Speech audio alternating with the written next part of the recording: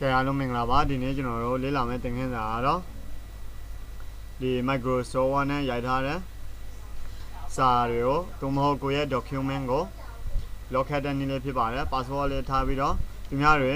ဝင်ကြည့်လို့မရအောင် password လေးထည့်ထားတဲ့နည်းလေးဖြစ်ပါတယ်အရင်ဆုံးကျွန်တော်တို့က file ကိုသွားမှာဖြစ်ပါတယ် file ကနေပြီးတော့ဒီနေရာမှာ protect document ဆိုတာပါပါတယ် protect document မှာencrypt with password ဆိုတာရှိပါတယ်အဲ့ဒီ encrypt with password ကိုကျွန်တော်တို့ကနှိပ်ပြလိုက်ရမှာဖြစ်ပါတယ်ဒီနေရာမှာ password ဝင်ပေးရမှာဖြစ်ပါတယ်1 2 3 4ကျွန်တော်ကတော့ password ရိုက်ထည့်လိုက်ပါတယ် okay နောက်ထပ်သူ့ re-enter password အတည်ပြုဖို့အတွက်ပေါ့နော်1 2 3 4ဆိုပြီးတော့20ဝင်ပေးပါမယ် okay နှိပ်လိုက်ပါဒါဆိုရင်ပြီးရင်တော့ save လုပ်လိုက်ပေါ့နော်ပြီးရင်ကျွန်တော်တို့ဒီနေရာမှာပိတ်လိုက်ပါပိတ်လိုက်တဲ့အခါမှာကျတော့ဒီကောင်ကိုလွယ်နေဖွင့်လို့မရတော့ပါဘူး1 2 3 4ဆိုပြီးတော့ရိုက်ထည့်ပါနောက်ထပ်ဒီနေရာမှာ1 2 3 4ရိုက်ပြီးတော့ပေါ့နော်ပြန်ပိတ်ကြည့်ပါပြန်ဖွင့်ကြည့်ပါမယ်ကျွန်တော်တို့1 2 3 4ဆိုပြီးတော့ရိုက်ထည့်လိုက်ပါ okay နော်ဒါဆိုရင်ကျွန်တော်တို့ဒီ password ကိုမလို့ရှင်ဘူးပြန်ဖြောက်ရှင်နေဆိုရင်လည်း file ကနေပြီးတော့ဖြောက်လို့ရပါတယ် file ကနေပြီးတော့ protect document ဆိုတာရှိပါတယ် protect document က encrypt with password ကိုနှိပ်လိုက်ပါအဲ့မှာကျွန်တော်တို့ဒီကောင်လေးကို delete လုပ်ပြီးတော့ okay နှိပ်ပေးလိုက်ပါဒါဆိုရင်ဒီ save လုပ်ပြီးရင်တော့ save လုပ်လိုက်ပါနော်ပြီးရင်ကျွန်တော်တို့ဒီကောင်ကို close နဲ့ပိတ်လိုက်ပါ close နဲ့ပိတ်လိုက်ပြီးရင်ဘာလုပ်မလဲဆိုတော့ဒီကောင်လေးကိုနှစ်ချက်နှိပ်လိုက်တော့ကျွန်တော်တို့ရဲ့ file ဟာပွင့်တော့ပြီဖြစ်ပါတယ်ဒါဆိုရင်ပြန်ပြီးတော့သူ့ကိုဖွင့်ကြည့်ပါမယ် password မရှိတော့ပါဘူး remove ဖြစ်တော့ပါပြီဒီကောင်လေးပြန်ဖွင့်ကြည့်အောင်ဖွင့်ပြီးတော့ပြန်ပြီးတော့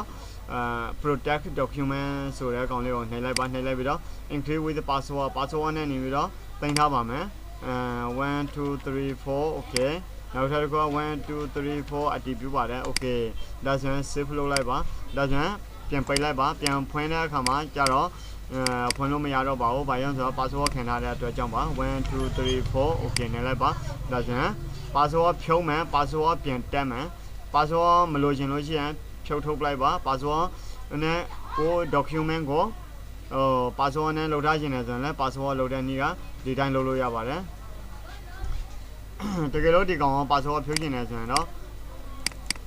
အရင်ဆုံးတစ်ဆင့်1 2 3 4 okay နှိပ်လိုက်ပါနှိပ်လိုက်ပြီးတော့ file ကနေပြီးတော့ဒီနေရာမှာ protect document ဒီကနေပြီးတော့ဖြုတ်ထုတ်လိုက်ပါနော်ဒီကောင်လေးကိုdelete လုပ်ပြီးတော့ okay နှိပ်ပြလိုက်ပါ save လုပ်ပေးလိုက်ပါဒါဆိုရင် password မရှိတော့ပါဘူးနောက်ထပ်တစ်ဆင့်ရှိပါတယ် password နဲ့ပြန်သိမ်းတဲ့နည်းတစ်ခုရှိပါတယ် file ကနေပြီးတော့ save as နဲ့တော့ပါတယ် save as ကနေပြီးတော့ desktop မှာသိမ်းပါမယ်အဲ့ဒါကို number 4ဆိုပြီးတော့number 4ဆိုပြီးတော့ကျွန်တော်တို့ကခေါင်းစဉ်ပေးလိုက်ပါမယ်4 voucher ဆိုပြီးတော့ဒီမှာ2ဆိုတာရှိပါတယ် general option ထဲမှာလည်းpassword ထည့်လို့ရပါတယ်1 2 3 4အောက်မှာလည်း1 2 3 4ဆိုပြီးတော့ okay နှိပ်ပေးလိုက်ပါပြီးရင်တော့ဒီနေရာမှာ re-enter password 1 2 3 4ဆိုပြီးတော့ okay နှိပ်ပေးလိုက်ပါနောက်ထပ်အတည်ပြုပါမယ်1 2 3 4 okay နှိပ်ပါမယ်ပြီးရင်တော့ save လုပ်လိုက်ပေါ့နော်ဒါဆိုရင်ဒီပြန်ပိတ်တဲ့အခါမှာနှစ်မျိုးရှိနေပါမယ်3ကတော့ကျွန်တော်တို့ password မလိုပါဘူးဒီ number 4ကျတော့ password လိုပါတယ် number 4ကျတော့1 2 3 4 okay နောက်ထပ်တစ်ဆင့်တော့ပါမယ်1 2 3 4 okay ဒါဆိုရင်20နဲ့ဝင်ပြီးတော့ password လေးခင်ပြီးတော့ရပါတယ်အားလုံးပဲအဆင်ပြေရပါတယ်ကျေးဇူးတင်ပါတယ်